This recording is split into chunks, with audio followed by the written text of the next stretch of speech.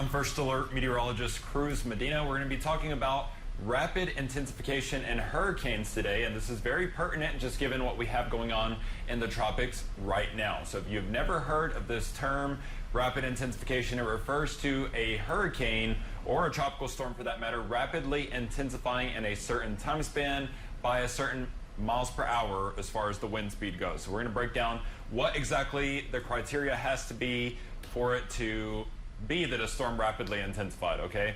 So let's talk a little bit about hurricanes. So they feed off of warm water.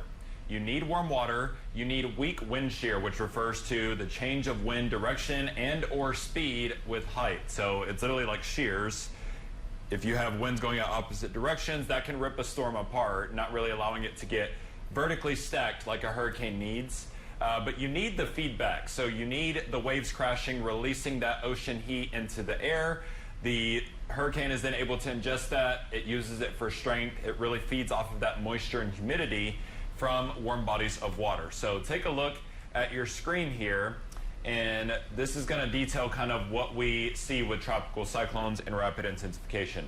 So the wind speed increases at least 35 miles per hour in a 24-hour time span. That's one of the criteria. 79% of major tropical cyclones, so major hurricanes for that matter, rapidly intensify, okay? So this is something very important of note. And then it's projected that we're going to see this more, okay? So the ocean temperatures are warming, just like we're seeing the actual air temperature warming as well. So rapid intensification, it's been a big problem for a long time, but we're seeing it become more frequent, okay? So the ocean waters, they're extremely warm. I mean, like never before warm. 2023, that's when we saw those water temperatures, I mean, just dangerously hot, like 100 degrees Fahrenheit hot. This actually ruined a lot of the coral in communities, and off the coast of Florida. So some of those coral reefs were damaged by just how hot it was. But right now, you've got around 30 degrees Celsius water temperatures in most of the Gulf of Mexico. Keep in mind down here where you see my mouse on the screen, this is where we have Tropical Storm Hermine at this time, okay? So this storm is in 86 degree Fahrenheit water. As it approaches land, the Gulf Coast, there's not going to be much to slow it down, okay? So we have those abnormally warm waters. This is going to contribute to, this storm being so strong before it landfalls. So it isn't forecast to be a major hurricane at landfall. I'll show you that track in just a moment. But with rapid intensification, it's very hard to forecast where exactly this is going to occur and when. Okay, so you think about a hurricane track, and we know that these can change, even up to the moment. But with this going on, rapid intensification, it's a challenge that contributes to such a high cost. Okay, so with most major hurricanes undergoing rapid intensification, you got to think a stronger storm is going to cost more damage, okay? So you've got warmer oceans fueling stronger, more costly hurricanes. And this is going to continue to be a problem from here on out. I mean, it's not like this is just happening, but it is getting worse, as the water temperatures continue to warm. So that is rapid intensification in a nutshell.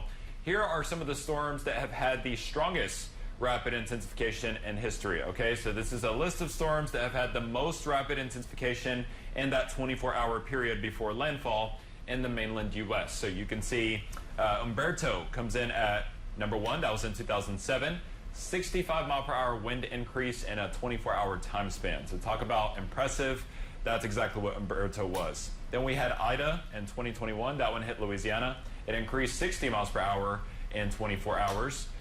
King, that was back in 1950. Hurricane King also increased 60 miles per hour in 24 hours. And then Idalia, which is a storm that made landfall as a Category 3. This will have a similar intensity to Hermine when it makes landfall, okay? Or Helene, I should say. So Idalia increased 45 miles per hour in 24 hours and just devastated the Big Bend region of Florida.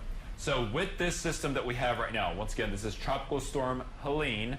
This system is in the Caribbean Sea right now, but forecast to move into the Gulf of Mexico very soon.